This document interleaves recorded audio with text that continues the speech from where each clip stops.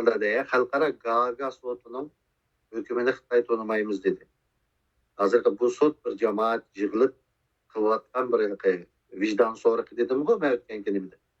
Bunun için onun bu Xitay bir inkas kayıtlamaydı.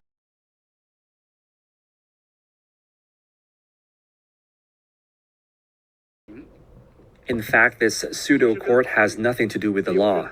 It is completely embezzling the name of the court to engage in anti-China politics and public opinion manipulation. It is pure blasphemy of the law. The so-called tribunal has drawn a group of people investigating claims of what it calls genocide and crimes against humanity against Uyghur people in Xinjiang. At a press conference on Tuesday, officials from